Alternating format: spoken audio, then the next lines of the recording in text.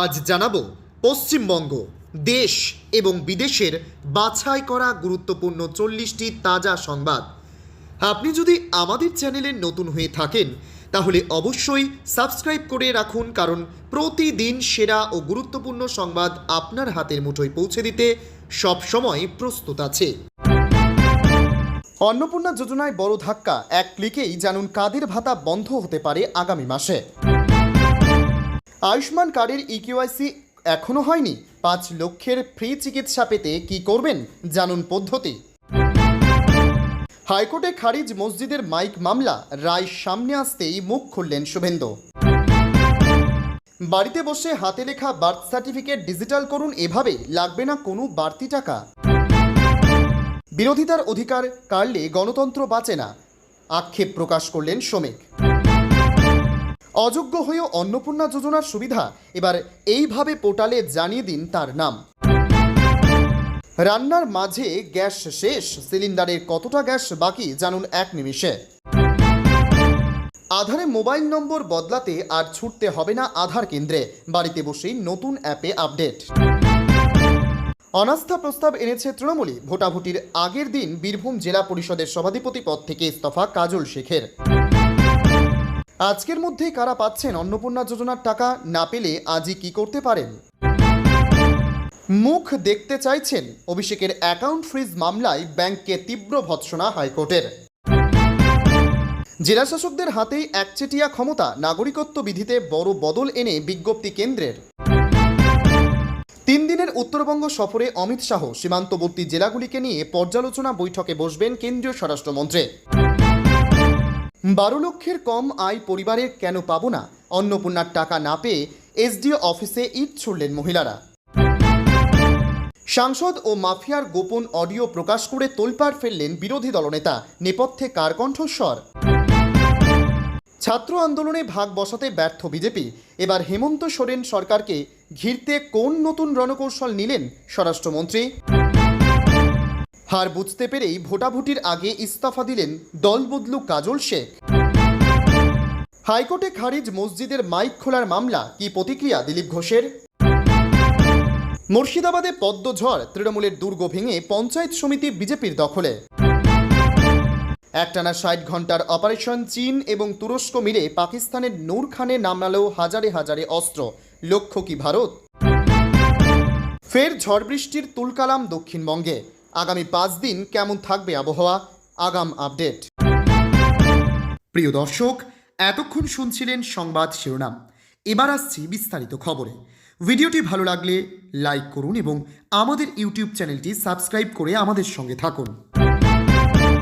অন্নপূর্ণা যোজনার বড় ধাক্কা, এক ক্লিকেই জানুন কাদের ভাতা বন্ধ হতে পারে আগামী মাসে। চলতি মাসের 17 আগস্ট থেকে রাজ্যের যোগ্য মহিলাদের অ্যাকাউন্টে অন্নপূর্ণা যোজনার 3000 টাকা ঢোকা শুরু হয়েছে, যা চলবে 21 আগস্ট পর্যন্ত।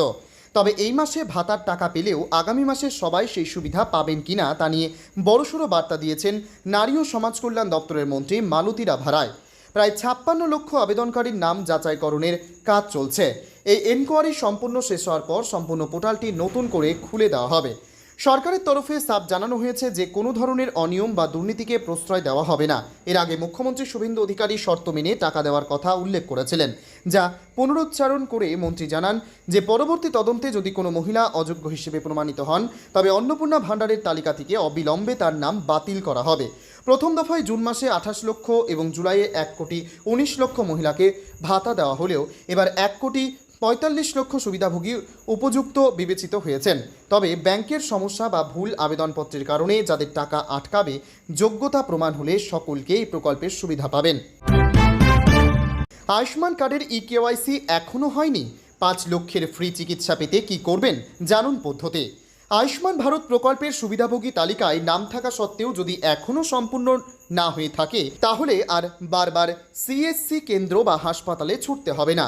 সরকারি আয়ুষ্মান অ্যাপ ব্যবহার করে মোবাইল ফোন থেকেই বাড়িতে বসে করা সম্ভব। জাতীয় স্বাস্থ্য কর্তৃপক্ষের ব্যবস্থায় সুবিধাভোগীরা নিজেদের মোবাইল নম্বর ব্যবহার করে লগ ইন করতে পারেন। এরপর নিজেদের প্রকল্প, পরিবার এবং সুবিধাভোগীর তথ্য দেখা যায়। বাকি থাকলে সেখান থেকেই প্রক্রিয়াটি সম্পূর্ণ করার সুযোগ রয়েছে। এরপর সংশ্লিষ্ট সদস্যের নামের পাশে থাকা অপশনে ক্লিক করে ডিজিটাল আয়ুষ্মান কার্ড ডাউনলোড করা যাবে। কার্ডটি মোবাইলে ফাইল হিসেবেও সংরক্ষণ করা সম্ভব। এর মাধ্যমে সুবিধাভোগীর পরিচয় যাচাই করা হয়, তাই এর জন্য যোগ্য হওয়া সত্ত্বেও বাকি থাকলে দ্রুত তা সম্পূর্ণ করে নেওয়া গুরুত্বপূর্ণ। এতে ভবিষ্যতে প্রকল্পের সুবিধা পাওয়ার ক্ষেত্রে পরিচয় যাচাই সংক্রান্ত সমস্যা এড়ানো যেতে পারে। হাইকোর্টে খারিজ মসজিদের মাইক মামলা, রায় সামনে আসতেই মুখ খুললেন শুভেন্দু। মসজিদের লাউডস্পিকার সরানো নিয়ে যে আইনি বিতর্ক তৈরি হয়েছিল, আপাতত তাতে ইতি টানল কলকাতা হাইকোর্ট। হাইকোর্টের এই সিদ্ধান্তকে স্বাগত জানিয়ে প্রতিক্রিয়া জানিয়েছেন শুভেন্দু অধিকারী। পুলিশের বিরুদ্ধে মসজিদ থেকে জোর করে মাইক খুলে দেওয়ার অভিযোগ তুলে দায়ের করা জনস্বার্থ মামলায় খারিজ করে দিয়েছে আদালত। মসজিদ থেকে লাউডস্পিকার সরানো নিয়ে হাইকোর্টের রায়ের পর এক্স হ্যান্ডেলে নিজের প্রতিক্রিয়া জানিয়েছেন মুখ্যমন্ত্রী শুভেন্দু অধিকারী। মুখ্যমন্ত্রীর দাবি, এই ঘটনাকে কেন্দ্র করে রাজ্যে অশান্তি ছড়ানোর যে চেষ্টা হয়েছিল তা সফল হয়নি। মুখ্যমন্ত্রী তার পোস্টে পুলিশের বিরুদ্ধে ওঠা অভিযোগ এবং মামলার প্রেক্ষাপট তুলে ধরে আদালতের সিদ্ধান্তকে তাৎপর্যপূর্ণ বলে দাবি করেছেন। শুভেন্দু অধিকারী লেখেন, পশ্চিমবঙ্গে সাম্প্রদায়িক অশান্তি ছড়ানোর যে নিকৃষ্ট প্রচেষ্টা হয়েছিল তা সম্পূর্ণভাবে ব্যর্থ হয়েছে। মসজিদ ও অন্যান্য উপাসনালয় থেকে জোর করে লাউডস্পিকার সরানোর ফলে পুলিশের বাড়াবাড়ির অভিযোগ এনে যে জনস্বার্থ মামলা দায়ের করা হয়েছিল, কলকাতা হাইকোর্টের ডিভিশন বেঞ্চ তা খারিজ করে দিয়েছে। খারিজের এই গভীর তাৎপর্যপূর্ণ রায় পশ্চিমবঙ্গের নাগরিকদের মৌলিক অধিকারের সার্বভৌমত্ব, শান্তি ও আশার বার্তা বয়ে এনেছে। জয় হিন্দ। রাজ্যের হয়ে আদালতে সওয়াল করতে গিয়ে এজি বলেন, পুলিশ প্রশাসনের তরফে এমন কিছু করা হয়নি, তা মৌখিক নির্দেশ ছিল মাত্র। মামলায় প্রায় 4000 মসজিদের সমস্যার কথা উল্লেখ করা হলেও তাদের অধিকাংশকে মামলার পক্ষ করা হয়নি। এই কারণেই জনস্বার্থ মামলা হিসেবে আবেদনটি গ্রহণযোগ্য নয় বলে মনে করে আদালত। শেষ পর্যন্ত সেটি খারিজ করে দেওয়া হয়। বাড়িতে বসে হাতে লেখা বার্থ সার্টিফিকেট ডিজিটাল করুন, এভাবে লাগবে না কোনো বাড়তি টাকা। জন্ম শংসাপত্র এমন একটি নথি যা জীবনের বিভিন্ন গুরুত্বপূর্ণ সময়ে প্রয়োজন হয়। জন্ম তারিখ ও পরিচয়ের প্রমাণ হিসেবে তো বটেই, নানান সরকারি কাজেও এই ডকুমেন্ট জমা দিতে হয়। কিন্তু এখনও বহু মানুষের কাছে রয়েছে পুরনো দিনের হাতে লেখা বার্থ সার্টিফিকেট। ওই পুরনো বার্থ সার্টিফিকেট চেঞ্জ করে ডিজিটাল সার্টিফিকেট তৈরি করতে পারেন সহজেই। তার জন্য কোনো সাইবার ক্যাফেতে ছুটতে হবে না, এমনকি আলাদা করে টাকা খরচ করারও প্রয়োজন নেই। বাড়ি বসে এই নির্দিষ্ট পদ্ধতিতে এই ডিজিটাল বার্থ সার্টিফিকেট তৈরি করে নিতে পারবেন। হাতে লেখা জন্ম শংসাপত্রের ক্ষেত্রে পুরনো নথির তথ্য পড়া, মিলিয়ে দেখতে সংশ্লিষ্ট কর্তৃপক্ষের অতিরিক্ত সময় লাগতে পারে। ফলে কোনো গুরুত্বপূর্ণ কাজে নথি জমা দেওয়ার সময় জটিলতা তৈরি হওয়ার আশঙ্কা থাকে। ডিজিটাল রেকর্ড থাকলে সেই সমস্যা কমবে। পুরনো বার্থ সার্টিফিকেটটি হারিয়ে গেলে সেই কাগজের নথির নতুন কপি সংগ্রহের জন্য সংশ্লিষ্ট দপ্তরের সঙ্গে যোগাযোগ করতে হতে পারে। কিন্তু জন্মের তথ্য ডিজিটাল রেকর্ডে যুক্ত থাকলে প্রয়োজন অনুযায়ী অনলাইনে সার্টিফিকেটের কপি পাওয়ার সুযোগ থাকে। প্রয়োজন অনুযায়ী বাবা মায়ের বৈধ পরিচয়পত্র জমা দিতে হবে। আবেদন পাঠানোর আগে প্রতিটি তথ্য আরও একবার মিলিয়ে নেওয়া জরুরি। বিশেষ করে নাম, জন্ম তারিখ এবং বাবা মায়ের নামের মতো গুরুত্বপূর্ণ তথ্যের বানান বা তথ্যের কোনো ভুল রয়েছে কিনা তা দেখে নিন। বর্তমানে ডিজিটাল ব্যবস্থায় গুরুত্বপূর্ণ নথিগুলিকে অনলাইন রেকর্ডের আওতায় রাখা বুদ্ধিমানের কাজ। বিরোধিতার অধিকার কাড়লে গণতন্ত্র বাঁচে না, আক্ষেপ প্রকাশ করলেন সোমেক। পশ্চিমবঙ্গে এখন বিজেপি সরকার, ডাবল ইঞ্জিন রাজ্যে এখন শুধুই উন্নয়নের দিশা দেখা যাচ্ছে। কিন্তু বিজেপি সরকার আসলেও বিরোধীরা জায়গা পাচ্ছে না কাজ করার বলে অভিযোগ উঠেছিল। আবার বিজেপি সরকারের আসতেই দলের নেতাদের বিরুদ্ধে তোলাবাজি এবং হিংসার অভিযোগ উঠতে শুরু করে, যার বিরোধিতা করতে দেখা গিয়েছিল বিজেপির রাজ্য সভাপতিকে।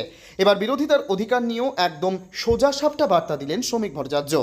বিরোধীদেরও যে জায়গা দেওয়া প্রয়োজন এবার সেটা সরাসরি বলে দিলেন বিজেপির এই রাজ্যসভার সাংসদ। আজ আমাদের চরম সর্বনাশের মুখে এনে দাঁড় করিয়েছে। রাজনীতির অতিরিক্ত সংকীর্ণতা ও অসহিষ্ণুতা সমাজকে ধ্বংসের মুখে ঠেলে দিচ্ছে। সুস্থ ও আদর্শ গণতন্ত্র টিকিয়ে রাখতে সরকারের সমালোচনা এবং বিরোধিতার অধিকার সুনিশ্চিত করা অত্যন্ত জরুরি। শ্রমিক ভট্টাচার্যের বক্তব্য যে পশ্চিমবঙ্গ অথবা অবিভক্ত বাংলা একমাত্র সমগ্র ভারতবর্ষকে পথ প্রদর্শন করেছিল, আজ সমস্ত দিক থেকেই আমরা পিছিয়ে পড়েছে। রাজনৈতিক প্রতিযোগিতার বলয়ে বন্দী হয়ে পশ্চিমবঙ্গ এখন একটি মার্জিনালাইজড বা প্রান্তিক রাজ্যে পরিণত হতে বাধ্য হয়েছে। জীবনের প্রতিটি ক্ষেত্রে রাজনীতির অতিরিক্ত অনুপ্রবেশই মেধার এই চরম অপচয় ও অবনমনের মূল কারণ। দলীয় প্রতীকে মুখ্যমন্ত্রী নির্বাচিত হলেও সরকার যাতে নির্দিষ্ট কোনো দলের দ্বারা চালিত না হয়ে প্রকৃত অর্থে পশ্চিমবঙ্গ রাজ্য সরকার হিসেবে কাজ করে সেই চেষ্টায় চালানো হচ্ছে। সুস্থ গণতন্ত্রের প্রাথমিক শর্ত রাইট টু ডিসেন্ট বা বিরোধিতার অধিকারকে বাঁচিয়ে রাখা। এই অধিকার কেড়ে নেওয়ার চেষ্টা করা হলে কোনো গণতান্ত্রিক ব্যবস্থায় দীর্ঘদিন টিকে থাকতে পারে না। অযোগ্য হয়েও অন্নপূর্ণা যোজনার সুবিধা এবার এইভাবে পোর্টালে জানিয়ে দিন তার নাম। রাজ্য সরকারের জনকল্যাণমূলক প্রকল্প অন্নপূর্ণা যোজনার সুবিধা যাতে শুধুমাত্র প্রকৃত প্রাপকদের কাছেই পৌঁছায় তা নিশ্চিত করতে এবার নতুন ব্যবস্থা চালু করল রাজ্য সরকার।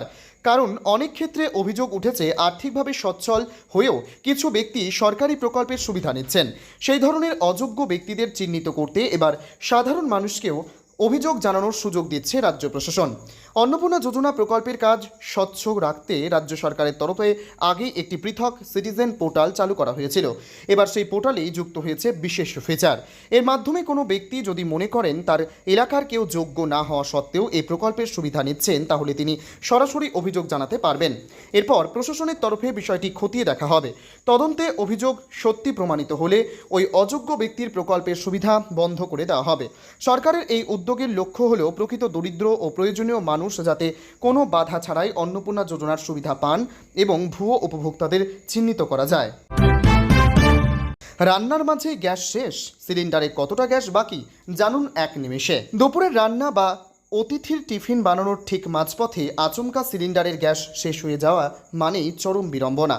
খালি সিলিন্ডারের অনুমান করতে অনেকেই ভারী লোহা তুলে ঝাঁকাতে শুরু করেন, যা অত্যন্ত কষ্টকর এবং এতে গ্যাসের সঠিক পরিমাণ বোঝাও সম্ভব নয়।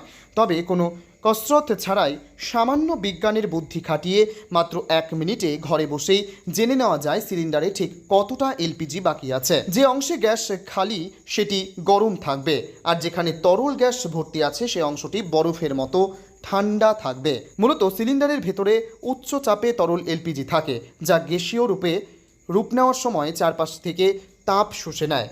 ফলে তরল অংশটি ওপরের খালি অংশের চেয়ে অনেক বেশি শীতল থাকে এবং অনেক সময় সিলিন্ডারের গায়ে শিশিরের মতো একটি স্পট রেখাও ভেসে ওঠে। তবে এই পরীক্ষার জন্য ভুল করেও ফুটন্ত জল বা রেগুলেটর নিয়ে নাড়াচাড়া করা যাবে না, কারণ এতে বিপদের ঝুঁকি থাকে।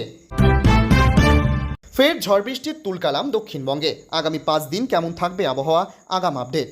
একদিকে বৃষ্টি হচ্ছে আর একদিকে ভ্যাপসা গরম। দক্ষিণবঙ্গের বিভিন্ন জেলায় বিক্ষিপ্তভাবে বৃষ্টি চলছে, তবে তাতে গরম কমার নাম নেই, উল্টে বেড়ে গিয়েছে আর্দ্রতাজনিত অস্বস্তি। আবহাওয়া দপ্তর বলছে আপাতত একই রকম থাকবে আবহাওয়া। শনিবার পর্যন্ত দক্ষিণবঙ্গে বিক্ষিপ্তভাবেই বৃষ্টির সম্ভাবনা। আবহাওয়া দপ্তর বলছে এ রাজ্যের ওপর থাকা নিম্নচাপটি এখন শক্তি হারিয়েছে, তবে সক্রিয় রয়েছে মৌসুমি অক্ষরেখা। এর কারণেই বৃষ্টির সম্ভাবনা রাজ্যে। অধিক বৃষ্টি হতে পারে উত্তর 24 পরগনা, দক্ষিণ 24 পরগনা, পূর্ব মেদিনীপুর, কলকাতা ও হাওড়ায়। সর্বত্রই বজ্রবিদ্যুৎ সহ হালকা বৃষ্টির সম্ভাবনা, কোথাও ভারী বর্ষণ হবে না। এরপর আগামীকাল শুক্রবারও মোটের ওপর একই রকম থাকবে আবহাওয়া। দক্ষিণবঙ্গের সব জেলাতেই বিক্ষিপ্ত হালকা থেকে মাঝারি বৃষ্টির পাশাপাশি 30 থেকে 40 কিমি বেগে ঝোড়ো হাওয়া বইতে পারে। রবিবার থেকে ফের বড় বদল আবহাওয়ার, বৃষ্টির সম্ভাবনা গোটা দক্ষিণবঙ্গেই। সোমবারও ভারী বৃষ্টি হবে দক্ষিণ 24 পরগনা এবং পূর্ব মেদিনীপুরে। সেই কারণে হলুদ সতর্কতা রয়েছে। মোটের ওপর দক্ষিণবঙ্গের সব জেলাতেই ভিজবে। মঙ্গলবার বৃষ্টি কমবে। হালকা বৃষ্টির পূর্বাভাস রয়েছে। উত্তরবঙ্গেও ঝড় বৃষ্টির আবহাওয়া বেশ কয়েকটি জেলায়। উত্তরে মঙ্গলবার পর্যন্ত বিক্ষিপ্তভাবে বৃষ্টির সম্ভাবনা। জলপাইগুড়ি এবং কালিম্পং, দার্জিলিং, আলিপুরদুয়ারের পাশাপাশি মোটের ওপর সব জেলাতেই কম বেশি বৃষ্টি হতে পারে, যদিও একটানা ভারী বৃষ্টির সম্ভাবনা নেই, বিক্ষিপ্ত বৃষ্টি হতে পারে।